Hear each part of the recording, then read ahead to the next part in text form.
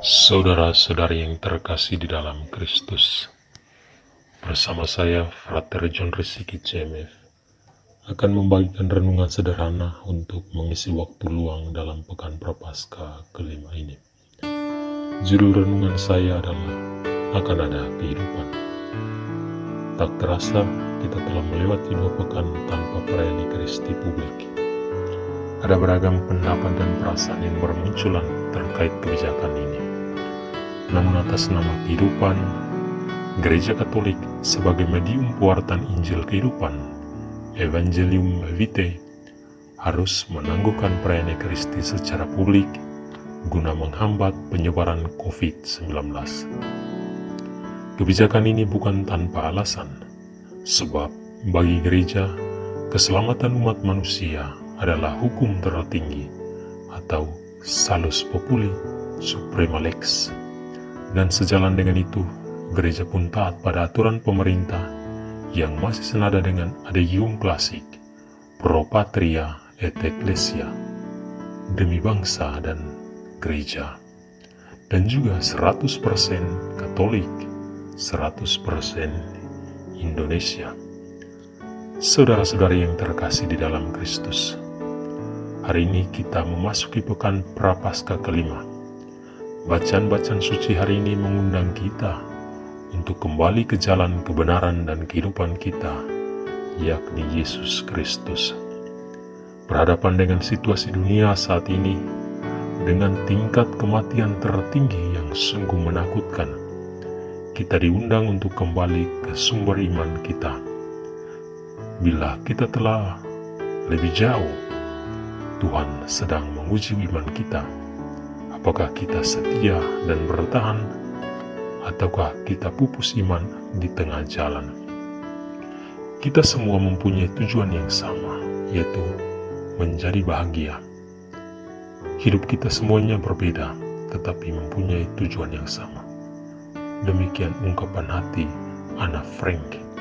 Namun jauh melampaui itu semua, kita dipanggil untuk merawat dan memelihara kehidupan di tengah bencana kematian yang tak terkendali saat ini.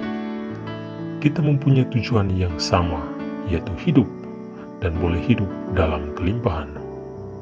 Kristus yang kita imani memberi harapan akan kelimpahan itu. Aku datang supaya mereka mempunyai hidup dan mempunyainya dalam segala kelimpahan. Saudara-saudari yang terkasih di dalam Kristus, pada bacaan pertama, Nabi Yeskiel menyampaikan firman Tuhan kepada umat Israel bahwa Tuhan akan membuka kubur-kubur sanak saudara handai taulan dan keluarga kita yang telah meninggal di tanah pembuangan dan dihimpunkan kembali ke tanah terjanji Israel. Saya tidak mengajak saudara-saudari menalar teks ini secara harafiah, namun sejauh refleksianku, saya melihat bahwa kematian yang merajalela hampir di seluruh dunia, yang adalah tempat pembuangan raga kita yang fana ini, akan dibangkitkan dan dibawa ke tanah terjanji Israel surgawi. Tuhan adalah sumber kebangkitan. Bila kita percaya kepada Tuhan, maka kita pun dibangkitkan. Tuhan yang kita imani akan membuka kubur-kubur kita karena iman akan namanya. Ini bukan janji, melainkan ini adalah harapan. Oleh sebab itu, kita harus terus berharap agar kubur fana kita dibuka oleh Tuhan. Sementara itu, dalam bacaan kedua, Santo Paulus menasihati jemaat di Roma untuk hidup dalam roh. Santo Paulus menulis demikian: mereka yang hidup di dalam daging tidak mungkin berkenan kepada Allah.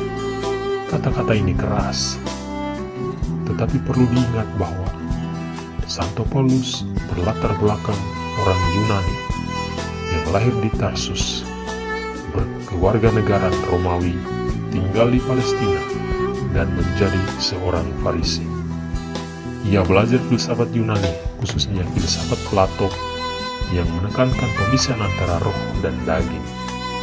Menurut Plato, roh adalah hal yang kudus, tetapi karena masih terkurung di dalam daging, yakni tubuh kita, maka kita akan tetap berdosa. Oleh sebab itu, kita harus bebaskan roh kita dari penjara daging. Filsafat Plato ini kemudian mempengaruhi seluruh pemikiran Santo Paulus dalam surat-suratnya. Dan salah satu surat yang sangat dipengaruhi oleh pemikiran Plato adalah bacaan kedua hari ini yang telah kita dengar. Pertanyaannya adalah, apakah bacaan ini masih relevan? Jawabannya adalah sangat relevan dan akan terus relevan. Ketika dunia semakin maju dengan ilmu pengetahuan dan teknologi, semangat untuk mengolah rohani menjadi menurun. Hari ini, kita diingatkan untuk hidup menurut roh, supaya kita bangkit bersama Kristus. Satu poin refleksi dari bacaan kedua ini berhadapan dengan situasi dunia yang dijara oleh COVID-19 adalah supaya kita hidup dalam roh, menjauhi kesenangan badani, dan menjauhi kerumunan dan keramaian. Jauh sebelum kota Roma dan Italia serta negara-negara lain lockdown, Santo Paulus sudah mengingatkan kita akan bahaya hidup dalam daging. Dengan adanya peristiwa ini, kita mengerti apa artinya hidup dalam roh dan kebenaran. Penginjil Yohanes hari ini mengutarakan kisah kebangkitan Lazarus dari kubur. Bacaan Injil mempunyai satu garis lurus dengan bacaan pertama dan kedua. Pada bacaan Injil hari ini, orang Israel boleh menyaksikan secara langsung aktus pembangkitan Lazarus oleh Yesus. Para murid merasa cemas untuk kembali ke Betania sebab beberapa orang Yahudi pernah mencoba untuk melemparinya di Yudea. Tetapi oleh belas kasihan, ia meminta murid-muridnya untuk kembali ke Betania guna membangkitkan Lazarus sebab ia telah dikubur selama 3 hari. Ketika tiba di Betania, Yesus menjatuhkan air mata melihat saudaranya telah dimakamkan. Ia memerintahkan untuk menggulingkan batu yang menutup kuburnya, dan ia berseru, lalu Lazarus keluar dari kubur. Kisah ini memberi inspirasi iman bagi kita untuk tidak menutup diri kita dengan batu-batu kehidupan. Telah lama kita menyembunyikan tubuh kita di balik batu dan tetap merasa nyaman-nyaman saja. Hari ini, Yesus tidak hanya membangkitkan Lazarus, tetapi juga membangkitkan kita segenap umat beriman. Kita mengalami kematian rohani, sebab itu kita harus bertobat dan kembali hidup dalam roh, agar kita tidak boleh dikuasai lagi oleh keinginan daging.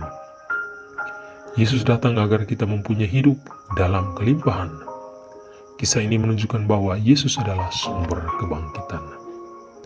Kita harus berharap kepadanya walau kita saat ini diliputi kabut gelap COVID-19. Kita tidak boleh cemas sebab Yesus selalu bersama kita.